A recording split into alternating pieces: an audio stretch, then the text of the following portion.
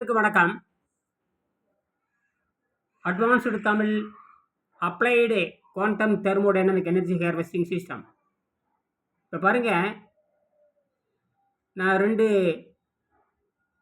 Set 4 கொண்ட டியூரோசெல் battery என்கிட்ட இருக்கு. இது பார்த்தீங்கன்னா வித்தியாசமான புதிய கண்டுபிடிப்பு. நான் இப்போ கண்டுபிடிச்சிருக்கேன். நியூக்ளியர் வீக் ஃபோர்ஸ் அப்படிங்கிற அடிப்படையில் கண்டுபிடிச்சது.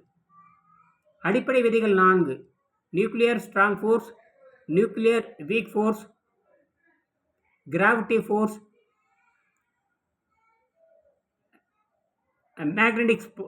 மேக்னெட்டிக் ஃபோர்ஸ் என்று 4 சொல்வார்கள். Nuclear strong force, nuclear week force, gravity force and electro magnetic force. இந்த 4 தான் இருக்குது. முதல் நியூக்ளியர் ஸ்ட்ராங் ஃபோர்ஸை பயன்படுத்தி உலக முறை மின்சாரம் எடுத்துக்கிட்டு இருக்கிறாங்க. ரெண்டாவது நியூக்ளியர் வீக் ஃபோர்ஸை பற்றி பகுத்தறிவும் அறிவும் கிடையாது. கிராவிட்டி வச்சு யார் மின்சாரம் இப்போ இந்தியாவில் ஒருத்தர் எடுத்துகிட்டு இருக்காரு. ஒரு பேர் பாலா பாஸ்கர் என்று சொல்லக்கூடிய தெலுங்கானாவை சேர்ந்தவர். அடுத்தது மின்காந்தத்தை வைத்து யாரும் மின்சாரம் எடுத்தது கிடையாது. இப்போ நான் கிட்டத்தட்ட பார்த்தீங்கன்னா நியூக்ளியர் வீக் ஃபோர்ஸை எடுத்து நான் மின்சாரம் தயாரிச்சுட்டு இருக்கிறேன் உலகத்தின் முதல் முறையாக. இந்த 2 மின்கள் டியூரோசெல், அமெரிக்க தயாரிப்பான டியூரோசெல். இது ஜெல் தொழில்நுட்பத்தை அடிப்படையாக கொண்டது. என்ன விஷயம்னு கேட்டிங்கன்னா, நான் இந்த 1.5 வோல்ட் பேட்டரி டபிள்யூ பேட்டரி ஆராய்ச்சிக்கு எடுத்துக்கிட்டேன். ஒரு வெள்ளை எல்இடி எரியணும்னா 3 வோல்ட்டிலிருந்து 2.6 வோல்ட்டுக்கு வேணும். அது அப்படியே இருந்தாலும் 6 நாளுக்கு மேலே எரியாது. அதேமாதிரி க்ரீன் எல்இடி எரியணும்னா 2.6 வோல்ட்லேருந்து 2.2 வோல்ட் வேணும். White LED at least need 3 volt to 2.6 volt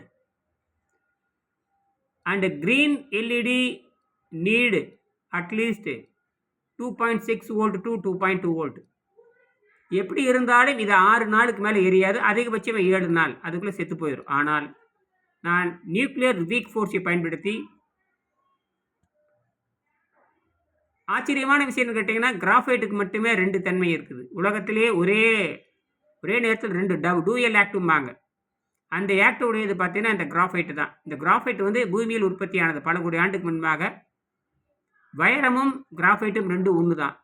சிறு கட்டமைப்பு மாறுது, அவ்வளவுதான். வைரம் வெளியிருந்து எதுவும் உறிஞ்சாது, எனர்ஜி உறிஞ்சாது, நைட்ரஜனே எதுவும் உறிஞ்சாது. அதுக்கு ஒரு கேப் இருக்கும், நைட்ரஜன் கேப்னு ஒன்று இருக்கும். நம்ம அதெல்லாம் பின்னாடி பேசுவோம். இப்போ கிராஃபைட்டை வைத்து எப்படி மின்சாரம் எடுப்பது. இப்போ இதுக்கு கிராஃபைட்டுக்கு தூண்டுகோலாக என்ன வச்சுருக்குன்னு கேட்டிங்கன்னா, இந்த டியூரோசெல் பேட்டரி நெகட்டிவ் சைடு ஒரு கிராஃபைட் பென்சில், பாசிட்டிவ் சைடு ஒரு கிராஃபைட் பென்சில் வச்சு ஒரு செல்லோடேப் ஒட்டியாச்சு. இந்த மாதிரி 2 எடுத்துக்கிட்டேன். 1.5 வோல்ட் ப்ளஸ் 1.5 வோல்ட் 3 வோல்ட் ஆச்சா. இதை வச்சு நான் கிட்டத்தட்ட 70 நாட்களுக்குமாக வெவ்வேறு வகையான அளவுகளில் எரித்து கொண்டிருக்கிறேன். இதுதான் கண்டுபிடிப்பு. இது எப்படி தொடர்ந்து எரியுதுன்னு கேட்டிங்கன்னா, கிராஃபைட்டுக்கு ஆற்றல் பத்தாது. கிராஃபைட்டுக்கு பூமியினுடைய ஃப்ரிக்ஷன் இருக்குது, பூமியினுடைய ஹீட் இருக்கிறனால தன்னுடைய சிதைவுத்தன்மை வைத்து கொண்டு வெளியிருந்து உறிஞ்ச முடியல. ஆனால் அது என்ன பண்ணுதுன்னா, சப்போர்ட்டாக இந்த டியூரோசெல் பேட்டரிக்கு உள்ளே இருக்கக்கூடிய பொட்டாசியத்தையும் ஜிங்கையும் பயன்படுத்திட்டு, பொட்டாசியம் கே என்பது 40, பொட்டாசியம் கே 40 பீட்டா டிகே உடையது. அது என்ன பண்ணுதுன்னா, சிதைந்து அந்த உள்ளே இருக்கிற கிராஃபைட் பொடிக்கு தூண்டுதல் கொடுக்கிறது. அந்த கிராஃபைட் பொடியானது, உள்ளே இருக்கிற கிராஃபைட் பொடியும் உள்ளே இருக்கிற அந்த பொட்டாசியம் ஹைட்ராக்சைடு ரெண்டும் சேர்ந்து நான் வெளியே ஒட்ட வைத்திருக்கிற பாசிட்டிவ் சைடில் ஒட்ட வைத்திருக்கிற நெகட்டிவ் சைடு ஒட்ட வைத்திருக்கிற அந்த கிராஃபைட் குச்சி மேல் மோதுகின்ற பொழுது அந்த தூண்டுதல் அதிகமாகி இந்த கிராஃபைட்டானது காற்றில் இருக்கிற நைட்ரஜன், அதாவது நியூட்ரானை உள்ளே இழுத்துக்கொள்கிறது. நியூட்ரான் பார்த்தீங்கன்னா நியூட்ரான் 14 சொல்லுவாங்க, அதாவது நைட்ரஜன் 14. நைட்ரஜன் 14 எப்பொழுதுமே நிலையற்றது, அன்ஸ்டேபிலிட்டி. இந்த அன்ஸ்டேபிள் இருக்கிறனால அந்த நைட்ரஜன் 14 எப்பொழுதும் சிதைந்து கொண்டே இருக்கும். அதே போல் கிராஃபைட் இருக்குல்ல, கிராஃபைட் 14 ஒன்று இருப்பாங்க, கிராஃபைட் 14. இந்த கார்பன் 14 சிதைந்து கொண்டே இருக்கும், அன்ஸ்டேபிள். அப்போது ஒரே நேரத்தில் அன்ஸ்டேபிள் ஆகுது, ஒரே நேரத்தில் அப்சார்ப்ஷன் பண்ணுது. இந்த தகுதி only for graphite 12, graphite 13, graphite 14. இந்த கிராஃபைட் 12, கிராஃபைட் 13, கிராஃபைட் 14ங்கிறது தனித்தனியாக இல்லை.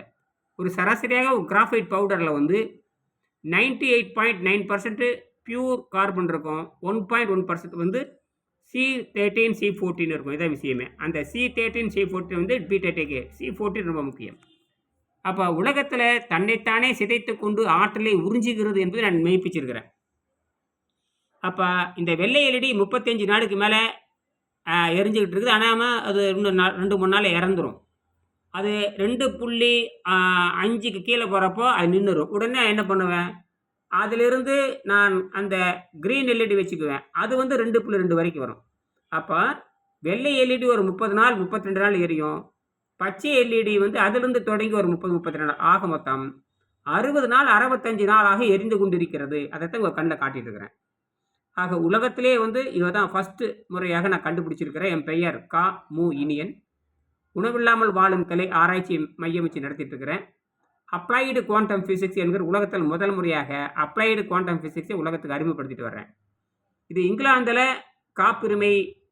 காப்புரிமை பெறுவதற்கான அடிப்படை கோப்புகள் பதிவு செய்யப்பட்டு விண்ணப்பம் வாங்கப்பட்டுள்ளது. அதாவது பேட்டன்ட் ஃபைலிங் வாங்க. Patent filing and I have get application number. என் பொண்ணு வந்து இங்கிலாந்தில் ஹெட்ஃபோர்ட்ஷையர் யூனிவர்சிட்டியில் அஸ்ட்ரோஃபிசிக்ஸ் படிக்கிறாங்க. அவங்க பேட்டன்ட் ஃபைல் பண்ணி அப்ளிகேஷன் நம்பர் வாங்கிட்டு அது ப்ராசஸ் ஆகிறதுக்கு இன்னும் 3 ஆண்டுகள் ஆகும். அது ஒரு பக்கம் இருக்கட்டும். அவர் தன்னுடைய துறை தலைவர், அவர் அஸ்ட்ரோஃபிசிக்ஸ் படிக்கிறாங்க. சம்பந்தமில்லாத துறை, எலக்ட்ரானிக் துறை, எனர்ஜி துறை என்பது வேறு, அஸ்ட்ரோஃபிசிக்ஸ் என்பது வேறு. இருந்தாலும் துறை தலைவர்களுக்கு சென்று காட்டி அவர்கள் ஆச்சரியப்பட்டு இருக்கிறார்கள். இதை நீங்கள் அடுத்த துறையான நம்மளுடைய எனர்ஜி டிபார்ட்மெண்ட்டுக்கு செல்லுங்கள் அல்லது எலக்ட்ரானிக் டிபார்ட்மெண்ட் செல்லுங்கள். எனக்கு எலக்ட்ரானிக் பற்றி தெரியாது, எனர்ஜி பற்றி தெரியாதுன்னு சொல்லியிருக்காரு. அதுதான் தன்மை. அவர் கொடுத்த அறிவின் மேல் அங்கே இருக்கிற ஹெட்ஃபோர்ட்ஷையரில் இருக்கிற எனர்ஜி துறை, எலக்ட்ரானிக் துறைக்கு மின்னஞ்சல் மூலம் தகவல் கொடுக்கப்பட்டு இருக்கிறது. அவங்களை அழைக்கும் பொழுது இவங்க சேர்ந்து பேர் ஒரு 15 நிமிடம் பேசுவார்கள். நாம் இதை இந்தியாவில் அறிமுகப்படுத்த வேண்டும். அதற்காக நான் தகுதியான யூனிவர்சிட்டி தேடிக்கொண்டிருக்கிறேன். அநேகமாக எஸ்ஆர்எம் யூனிவர்சிட்டியில் செய்யலாம் என்று இருக்கிறேன். அதற்காக அகத்தூய்மை செய்கின்ற உணவு முறை, உணவில்லாமல் வாழும் கலை என்பது அகத்தூய்மை செய்கின்ற உணவு முறை. அதை வைத்துக்கொண்டு நாம் முன்னேற முடியும். ஆகினால் நாம் இந்த உலகத்தில் முதல் முறையாக பீட்டாடிகே பயன்படுத்தி நாம் இதில் பார்த்தீங்கன்னா மொத்தமாகவே இந்த கிராஃபைட்டுன்னு சொல்லக்கூடிய ஒரு 5-6 கிராம் இருக்கலாம். பொட்டாசியம் ஒரு 2-3 கிராம் இருக்கலாம். அந்த ஒரு அதிகபட்சமாக அதனுடைய கொள்ளளவு, அதாவது 1.5 வோல்ட் இருக்கிற டபிள்யூஏ பேட்டரியில் உள்ள இருக்க அந்த கெமிக்கல் பார்த்தீங்கன்னா அதிகபட்சம் ஒரு 8 கிராம் இருக்கலாம். அதாவது பொட்டாசியம் கலந்தது, பொட்டாசியம் கிராஃபைட்டு கலந்த ஒரு ஜிங்க் கலந்து 3 கலந்து ஒரு 8 கிராம் 10 கிராம் பொடி இருக்கலாம். அவ்வளவுதான். அதுவே நமக்கு இவ்வளவு ஆற்றல் தருகிறது என்று சொன்னால் நாளைக்கு எதிர்காலத்தில் இதை 20 கிலோ அளவு கிராஃபைட் அதிகமாகவும் அலுமினியம் கொஞ்சம் சேர்த்தும் கொஞ்சம் பொட்டாசியம் கொஞ்சம் சேர்த்தும் கடைசியில் மோனோசைட்டு சாண்டு அதை கொஞ்சம் சேர்த்து ஒரு 20 கிலோ அளவுக்கு 85 விழுக்காடு கிராஃபைட், ஒரு 5-6 விழுக்காடு பொட்டாசியம், ஒரு 2 விழுக்காடு அலுமினியம், ஒரு 1 விழுக்காடு அல்லது 1.5 விழுக்காடு monocyte thorium 232, 10 milli சீவர்ட்லேருந்து 70 milli Siewert வரைக்கும் நம்ம இருக்குது தமிழ்நாட்டில் கிடைக்கிது. அதை பயன்படுத்தினோம்னா 20 கிலோ அளவுக்கு நம்ம பயன்படுத்தினோம்னா நாம் ஒரு நாளைக்கு 1 மணி நேரத்திற்கு 3 kV அளவுக்கு மின்சாரம் எடுக்க முடியும். நான் கணக்கு போட்டு தான் சொல்கிறேன். அதனால் உலகத்தின் முதல் முறையாக இது குவாண்டம் புரட்சி. இது விண்வெளி வாழ்க்கைக்காக கண்டுபிடிக்கப்பட்டது. விண்வெளியில் வீடு கட்டி வாழ்வதற்கு கண்டுபிடிக்கப்பட்டது. இதை பற்றி விளக்கம் பிறகு சொல்கிறேன். ஆக இது proton exchange and neutron exchange. உலகத்தில் முதல் முறையாக proton exchange and neutron exchange. இது டைரக்ட் எலக்ட்ரிசிட்டி. இதுக்கு வெப்பமே வராது, குளிர்ச்சி மட்டும்தான் இருக்கும். இதில் ஆச்சரியம் கேட்டிங்கன்னா ப்ளஸ் தொட்டு பார்த்தீங்கன்னா ரீடிங் கிடைக்கும். மைனஸ் தொட்டு பார்த்தீங்கன்னா எவ்வளோ வோல்ட் உற்பத்தியாகும் தெரியும். சரிங்களா? இங்கே ஷார்ட் சர்க்யூட் பண்ணோம்னா பேட்டரி டெட் ஆகாது. ஷார்ட் சர்க்யூட் பண்ணால் 0 காட்டும். ஆனால் 0 காட்டுக்கு ஷார்ட் சர்க்யூட் பண்ணதுக்கப்புறம் நீங்கள் ப்ளஸ் தொட்டிங்கன்னா வோல்ட் எவ்வளோன்னு காட்டும், மைனஸ் எவ்வளோன்னு காட்டும், வோல்ட் என்னன்னு காட்டும். விசித்திரமான அமைப்பு என்று சொல்கிறாங்களோ அதுதான். அப்போ இந்த 0வில் சில நேரத்தில் 0 1 காட்டும். குவாண்டம் டனலிங் நடக்குது. Quantum tunnelling beta decay 01 concept இதெல்லாம் 3 இதில் கண்ணார பார்க்கலாம். மேக்ரோஸ்கோபிக் குவாண்டம் மெக்கானிக்கல் டனலிங் இதை கண்ணில் பார்க்க முடியும். உலகத்தின் முதல் முயற்சியாக இது டைரக்ட் மின்சாரம், எந்த வகையான செலவும் கிடையாது. இதே யுரேனியத்தை நீங்கள் பிளந்தீங்கன்னா கடுமையான வெப்பம் வரும், அதை தடுக்கணும். அதுக்கப்புறம் அது வந்து நீராவி பண்ணணும், அதுக்கப்புறம் நீராவி டர்பைனில் விடணும், அதுக்கப்புறம் அது சுற்றணும். இப்படி வரப்போ பயங்கர லாஸ் ஆகும். யுரேனியம் அதிக சக்தி உடையது, ஆனால் பல்வேறு வடிவத்தில் பார்க்குறப்ப லாஸ் ஆகி கடைசி நட்டமாகி தொடர்ந்து யுரேனியம் உள்ளே கொடுத்து கொண்டே இருக்கணும். ஆனால் இது அப்படி இல்லை. ஒரு முறை பயன்படுத்தினால் 100 கோடி ஆண்டுகளுக்கு இதை பயன்படுத்தி கொண்டே இருக்கலாம். ஏனென்று சொன்னால் ஒரு தோரியம் மோனோசைட் மணலானது 1400 கோடி ஆண்டுகள் தன்னை சிதைத்து கொண்டே இருக்கும். கிராஃபைட் 5730 ஆண்டுகள் தன் சிதைந்து கொண்டே இருக்கும். நமக்கு 100 ஆண்டுகள் பேட்டரியினுடைய தன்மை இருந்தால் போதுமானது. இதுதான் இம்மார்டல் பேட்டரி, சாகா மின்கலம் பேர்.